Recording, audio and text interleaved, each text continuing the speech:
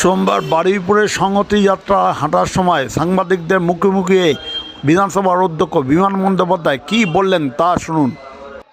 দেখুন, আমরা চিরকাল একটাই কথা বলেছি, পশ্চিমবঙ্গের মানুষ শান্তিপূর্ণ মানুষ, শান্তিপ্রিয় মানুষ। মাননীয় মুখ্যমন্ত্রী পশ্চিমবঙ্গের সমস্ত মানুষকে একটাই বার্তা দিয়েছেন, প্রত্যেক মানুষের নিজস্ব ধর্মাচরণ করার অধিকার রয়েছে এবং কিন্তু উৎসব সবার, আমাদের যে বিভিন্ন উৎসব হয়, দুর্গাপুজো হোক, ঈদ হোক, সব সম্প্রদায়ের মানুষ আমরা একত্রিতভাবে এগুলো পালন করি। আমাদের এখানে কোনো ভেদাভেদ নেই। আজকে অনেকে অনেক কথা বলছেন, আমাদের সংবিধান যে আমাদের রিলিজিয়ান ধর্মাচরণ করার যে অধিকার দেওয়া রয়েছে সেটা ব্যাহত করার জন্য অনেক প্রচেষ্টা করা হচ্ছে বিভিন্নভাবে। এই বার্তাটা যাওয়া ঠিক না।